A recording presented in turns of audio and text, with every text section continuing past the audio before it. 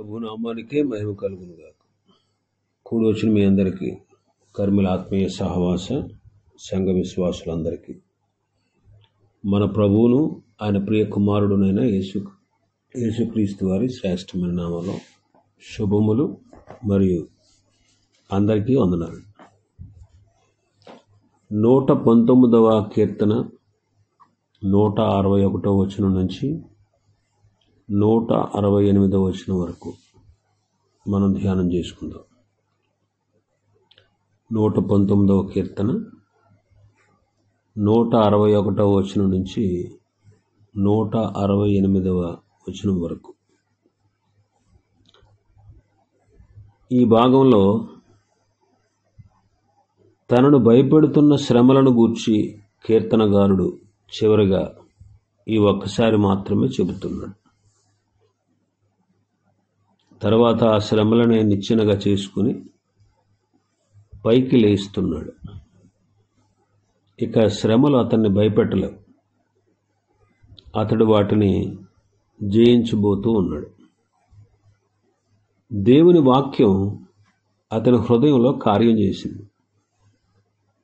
ఈ భాగంలో కీర్తనకారుడు తాను భరించిన శ్రమలను గూర్చి తలంచుకుని బాధపడ్డాడు. ఇక వాటిని వదిలేసి తన ముఖాన్ని మరోవైపు త్రిప్పుకున్నాడు. 161వ వచనంలో భక్తుడు హింసించబడిన వ్యక్తిగా మనకు కనబడుతున్నాడు.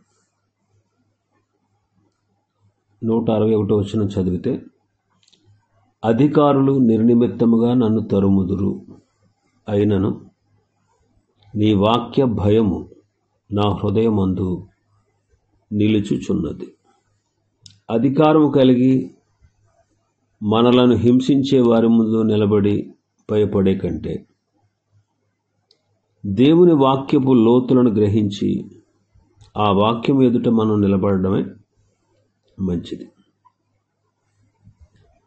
ఎంత అధికారం ఉన్నప్పటికీ ఆ వ్యక్తి కూడా మానవ మాత్రుడే. దేవుడు దేవుడే.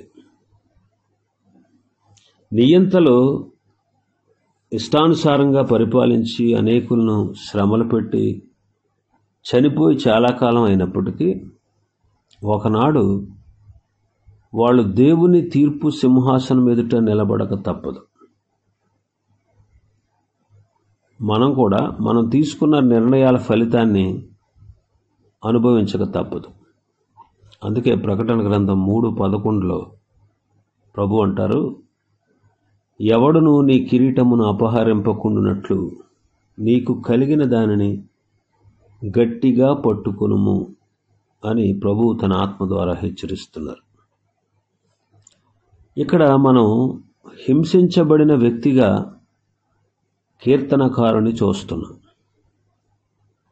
తరువాత అతడు దేవుని వాక్యానికి భయపడే వ్యక్తిలాగా మనం చూస్తున్నాం.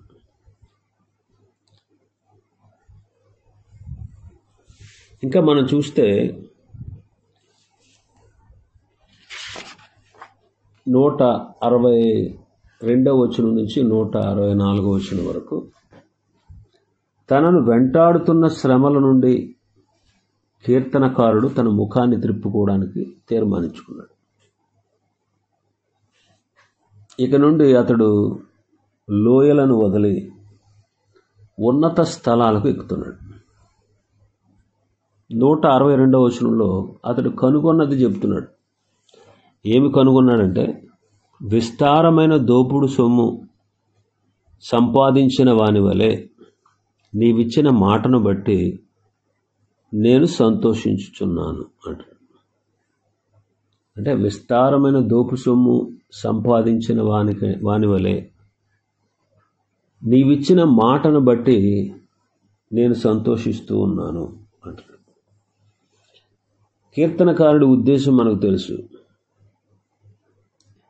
ఈ లోక ఐశ్వర్యాన్ని కానీ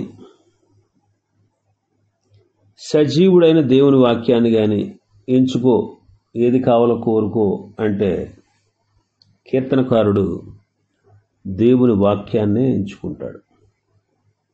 మనం అలా ఎంచుకోగలమా?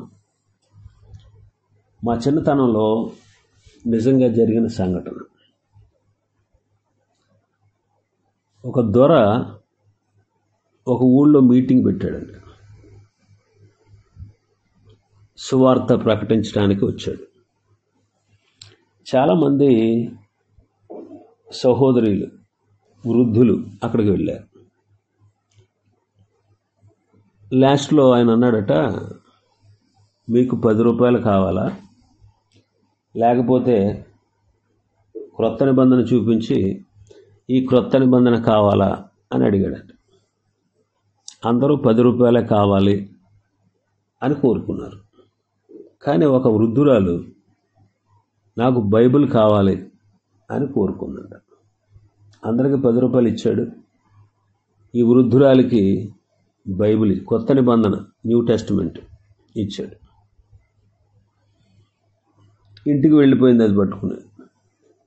అందరూ అన్నారంట, ఆయన 10 రూపాయలు ఇస్తానంటే తీసుకోకుండా ఆ పుస్తకం ఏం చేసుకుంటావా, నీ మొహాన్ని వేసి కొట్టుకుంటావా అని చుట్టూ ఉన్న వాళ్ళందరూ తిట్టారు. ఆవిడ అందంటే, అయినా సరే నాకు దేవుని వాక్యమే కావాలి. ఈ వాక్యము నాతో ఉంటే దేవుడు నాతో ఉన్నట్టే. నాకు 10 రూపాయలు ఎక్కువేం కాదు, నాకు ఈ బైబిలే నాకు ముఖ్యం అని చెప్పిందంట వాళ్ళందరికీ. వాళ్ళందరూ వచ్చి కోడలకి చెప్పారు, మీ అత్తగారు 10 రూపాయలు ఇస్తానంటే తీసుకోకుండా ఎందుకు పనికిరాని ఆ పుస్తకం తీసుకుంది అని చెప్పి ఆవిడ వచ్చేలోపే ముందుగా వీళ్ళు వచ్చేసి ఎక్కించారు. ఆవిడకి ఎక్కించేశారు. అత్తగారు రాగానే తిడతం లంఘించుకుంది. తిడతం లంఘించుకుని, ఎందుకు ఇలా చేసావు నువ్వు, అసలు 10 రూపాయలు తెస్తే దేనికైనా పనికి వస్తుంది కదా, ఈ పనికిరాని పుస్తకం ఒకటి పట్టుకొచ్చావా అని చెప్పి ఆ పుస్తకం చేతిలోంచి లాక్కుని అలా బయటికి గరిటేసింది. అయితే జరిగింది ఏంటంటే, ఆ దొరగారు బైబిల్లో ఉన్న ప్రతి పేజీలో 10 రూపాయల నోటు పెట్టాడండి. ప్రతి పేజీలో. అవన్నీ డబ్బులు బయటకు వచ్చేటప్పటికి వెళ్ళి చూసి ఆశ్చర్యపోయింది కోడలు. బోల్డ్ ఒక 10 రూపాయల కోసం చూసుకున్నారు వాళ్ళంతా. కానీ ఈవిడ కోరుకున్నది ఏంటి, నీకు 10 రూపాయలు కావాలా, బైబిల్ కావాలంటే నాకు బైబిలే కావాలని తెచ్చుకున్నాడు. అప్పట్లో 10 రూపాయలు అంటే చాలా ఎక్కువ. మరి ప్రతి పేజీలో 10 రూపాయలు ఉందంటే ఎంత డబ్బు చూడండి. కోడలు బ్రతికినంతకాలం ముసల్దాన్ని కాలు కింద పెట్టినవ్వలేదంట. వాక్యాన్ని కోరుకున్నందుకు, యాక్చువల్గా ఆవిడకి తెలియదు అందులో డబ్బులు ఉన్నట్టు, కానీ నాకు వాక్యమే కావాలని కోరుకుంది. ఆ కోరుకున్నందుకు ఆమె జీవితమే మారిపోయింది. కీర్తనకారుడు ఎదుట డబ్బులు తీసుకొచ్చి పెట్టి ఒక ప్రక్క వాక్యాన్ని పెడితే ఏది కావాలో కోరుకుంటే భక్తుడు ఏమంటున్నాడు, విస్తారమైన దోపు సొమ్ము సంపాదించిన వాని వలె నీవిచ్చిన మాటను బట్టి నేను సంతోషిస్తున్నాను. ఈ దోపు సొమ్ము, విస్తారమైన దోపు సొమ్ము సంపాదించుకున్నదంతా దానివల్ల కలిగే సంతోషం ఒక ఎత్తు అయితే దేవుని వాక్యం ఒక ఎత్తు. మరి మనం ఏమి ఎంచుకోగలం? చూడండి, ఈనాడు దేవుడు ఎంత మేలు చేశాడో. మన మాతృభాషలో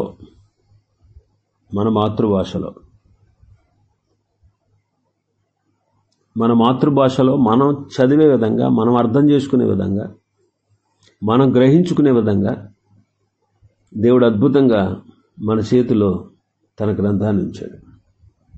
మనం ఎంత ధన్యులమో ఒకసారి ఆలోచించేది. ఇంకా 163వ వచనంలో అతడు అసహించుకుంటున్నాడట. దేనిని అసహించుకుంటున్నాడు? అబద్ధము నాకు అసహ్యము, అది నాకు హేయము, నీ ధర్మశాస్త్రము నాకు ప్రీతికరము. ఈ వాక్యంలో వ్యతిరేక అర్థాలు గల 2 మాటలు ఉన్నాయి. ఒకవైపు ప్రేమ, ద్వేషం, మరొక ప్రక్క ధర్మశాస్త్రము, అబద్ధం. ఇవి పరస్పరము విరుద్ధమైన మాటలు. అబద్ధము అనే మాట తప్పుడు మతాలని సూచిస్తాం. అబద్ధము అనే మాట తప్పు మతాల్ని సూచిస్తూ ఉంది. తప్పు మతాలను గూర్చి మాట్లాడేటప్పుడు అబద్ధము అనే మాట ఉపయోగించడానికి మనం వెనుకంజ వేస్తాం, కానీ అదే సరైన మాట. ఈ రోజుల్లో అబద్ధపు మతాల్లో కూడా కొన్ని మంచి విషయాలు చూడడం అలవాటైంది. దేవుని వాక్యం సత్యం అనేది సగం సత్యం సగం మంచి కాదు. దేవుని వాక్యానికి వ్యతిరేకమైనది ఏదైనా సరే అది అబద్ధమే. మత ప్రచారాలు చేసి మత ధర్మాలు బోధించేవారు అబద్ధాలను నిజాలుగా బోధిస్తారు. వారు బోధించినంత మాత్రాన అబద్ధం సత్యంగా మారిపోదు. కొలంబస్ భూమి బల్లపరుపుగా ఉంటుందని, ఎవరైనా దూరంగా ప్రయాణం చేస్తే దాని అంచు నుండి కిందకు పడిపోతారని నమ్మేవాడు. ఆ కాలంలో కూడా చాలామంది నమ్మేవారు. వారి వాదనలో కూడా కొంత నిజం ఉందని అనిపించేది. ఎందుకంటే భూమి గుండ్రంగా ఉందంటే దాని మీద బ్రతకడం, పనులు చేసుకోవడం సాధ్యం కాదు కదా అనిపించేది. అలా అనుకున్నంత మాత్రాన భూమి బల్లపరుపుగా లేదు, గుండ్రంగానే ఉంది. అబద్ధ మతాలు కూడా అలాగే ఉంటాయి. వాటిని ప్రచారం చేసే వాళ్లకు పరలోకాన్ని గురించి కొంచెం కూడా తెలియదు. అయినప్పటికీ వారు లేనిపోనివి చెప్పి ప్రజలను మోసగిస్తూనే ఉంటారు. అందుకే ప్రభు అన్నారు, యేసు ప్రభు, గుడ్డివాడికి దారి చూపిస్తే ఇద్దరు కలిసి గుంటలో పడతారు అన్నారు. దేవుని వాక్యం అక్షర సత్యం. అయితే ఇతర మతాలను మనం ద్వేషించట్లేదు, కానీ మనం మనుషులను ద్వేషించం, కానీ అబద్ధాన్ని ద్వేషిస్తాం. ఎందుకంటే ఆ అబద్ధాలు మనుషులను మోసగించి నాశనానికి తీసుకువెళ్ళేలా చేస్తున్నాయి కాబట్టి. ఇంకా 164వ వచనంలో అతడు ఏం చేశాడో చెప్తున్నాడు. నీ న్యాయ విధులను బట్టి దినమునకు 7 మారులు నేను నిన్ను స్తుతించుచున్నాను. నీ న్యాయ విధులను బట్టి దినమునకు 7 మారులు నేను నిన్ను స్తుతించుచున్నాను అన్నాడు. ఉదయం, మధ్యాహ్నం, రాత్రి మాత్రమే కాదు, తెల్లవారుజామున నిద్ర లేస్తూనే స్తుతితో దేవుని కలుసుకుంటాడు. ప్రభువా, ఈ నూతన దినమును బట్టి నీకు వందనాలని. ఈ దినమంతటిలో నీ అద్భుతమైన ప్రేమను, కాపుదలను గూర్చి నేర్చుకుంటాను అంటాడు. ఉదయం అల్పాహార సమయంలో మరొకసారి స్తుతిస్తాడు. 10 గంటలకు, మధ్యాహ్నం భోజన సమయంలో, మళ్ళీ సాయంత్రం 4 గంటలకు, చీకటి పడిన వేళ, ఇలా ప్రతి సమయంలో కూడా హృదయాన్ని స్తుతితో దేవుని వైపు తిప్పుకొని దేవుని స్తుతిస్తాడు. చివరకు రాత్రి మంచం మీద పండుకుని నిద్రపోయే ముందు కూడా దేవుని కాపుదలను బట్టి మరొకసారి దేవునికి వందనాలు చెబుతాడు.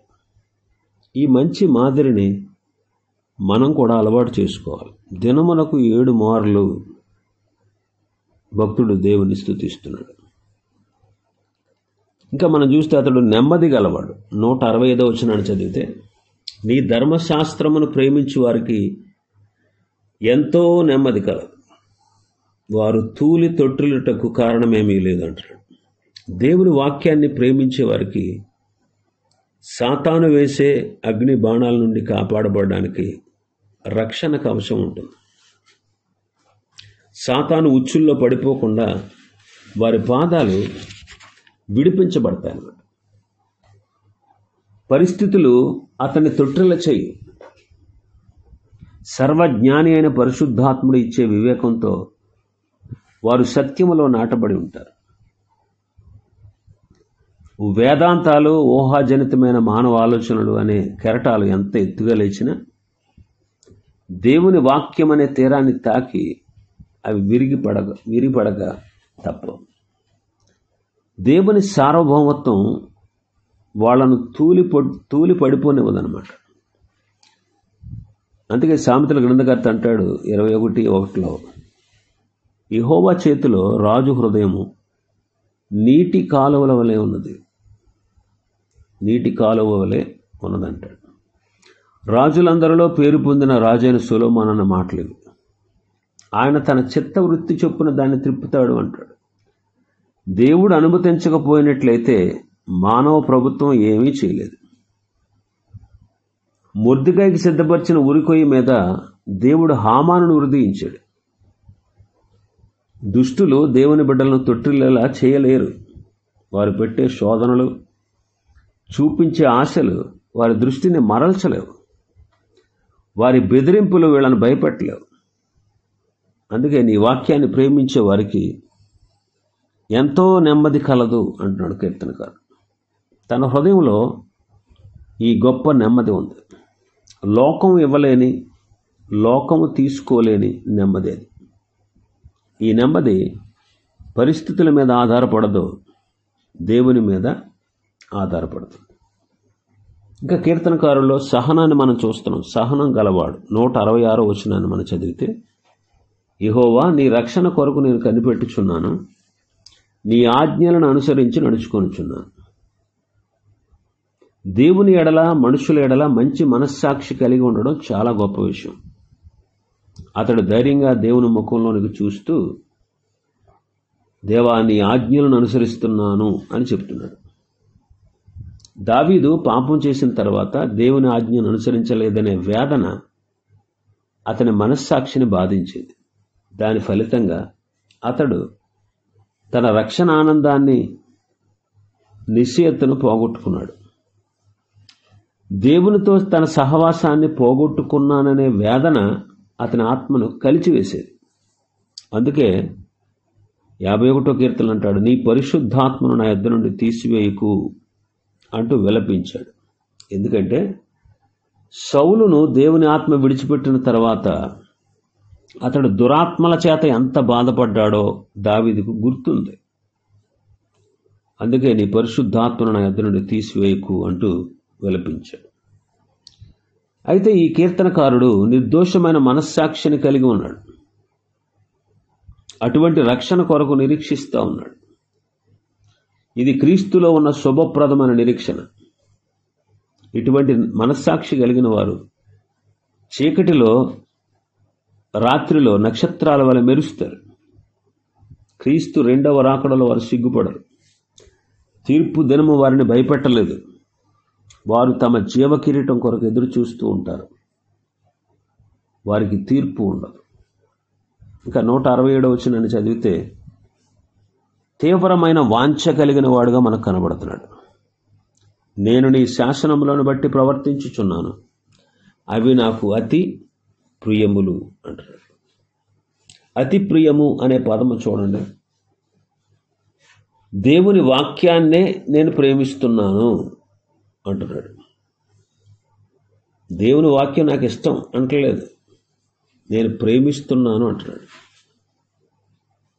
ఆది కాండంలో దేవుడు 1వ అధ్యాయం 20వ వచనంలో జీవము కలిగి చెలించు వాటిని పుట్టించునుగాక అనలా, జీవము కలిగి చెలించు వాటిని సమృద్ధిగా పుట్టించునుగాక అన్నాడు.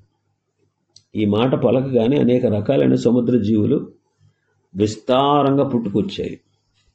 అవి ఎప్పటికీ మనకు ఆశ్చర్యంగా.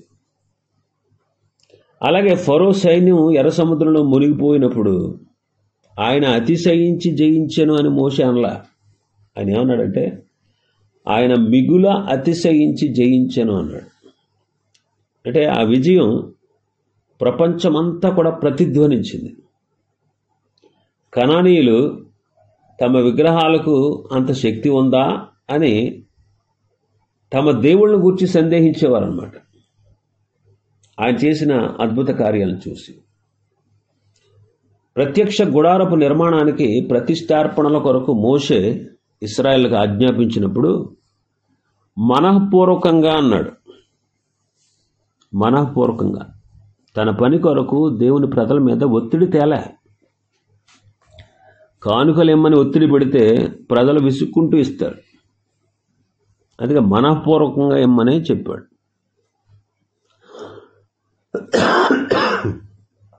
సారీ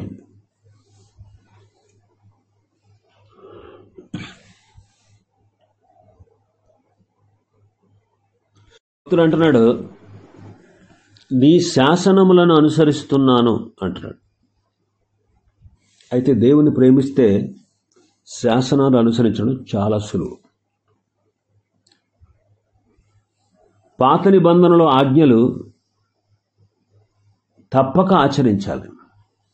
కానీ క్రొత్త నిబంధనలో ప్రేమతో ఆచరిస్తాం, అనుసరిస్తాం. ప్రేమ ఉన్న చోట ఒత్తిడి, బలవంతం ఉండవు. కీర్తనకారుడు ఈ సత్యాన్ని గ్రహించాడు. ఆఖరిగా అతడు పరిపూర్ణమైనవాడు. కీర్తనకారుడు పరిపూర్ణమైనవాడు. నా మార్గములన్నీ నీ ఎదుటనున్నవి, నీ ఉపదేశములను నీ శాసనములను నేను అనుసరించుచున్నాను. 168వ వచనంలో తన మార్గాలన్నిటినీ దేవుడు చూస్తున్నాడని కీర్తనకారుడికి తెలుసు. దేవుని వాక్యాన్ని తన హృదయంలో, తన మనసులో దాచుకోవాలి అనేదే అతని ఉద్దేశం. దేవుని వాక్యం పట్ల అతనికి ఉన్న ప్రేమ అతనిని అలా ప్రేరేపించింది. తాను ఉదయం లేచినప్పుడు, రాత్రి పడుకునే సమయంలో కూడా దేవుని వాక్యాన్ని జ్ఞాపకం చేసుకుంటున్నాడు. దేవుడు అన్ని వేళలా తనను గమనిస్తున్నాడని అతడు గ్రహించాడు. భోజన బల్ల దగ్గర ఆయన అదృశ్యంగా ఉన్నాడు. మాట్లాడే ప్రతి మాట ఆయన వింటున్నాడు. తాను చేస్తున్న ప్రతి పనిని ఆయన చూస్తున్నాడు. ఆలోచనలను ఆయన చదువుతున్నాడు. మన హృదయంలో ఏముందో ఆయన చూస్తున్నాడు. ఈ గ్రహింపు కలిగి భక్తుడు దేవుని కట్టడలను అనుసరిస్తున్నాడు. దేవా, నీవు నన్ను చూస్తున్నావనే వాక్యం భక్తుని పడగదిలో ఉండేదన్నమాట. అది అతనికి ఎంతో ధైర్యాన్ని, ఆదరణను ఇచ్చేది, బాధలో ఓదార్చేది. కాబట్టి దేవుడు మనల్ని చూస్తున్నాడు, దేవుడు మనతో ఉన్నాడు అనేటువంటి స్పృహ అది మనల్ని ధైర్యానికి, ఆదరణకు, ఓదార్పుకు, సహాయానికి నడిపిస్తుంది. ఇవి ఈ భాగంలో ఉన్నటువంటి విషయాలు. ప్రభు చిత్తమైతే మరొక భాగాన్ని రేపటి దినం మనం ప్రారంభించుకుందాం. దేవుడి వర్తమాన వాక్యాన్ని మన వినికిడిలో ఆశీర్వదించునుగాక. ఆమేన్.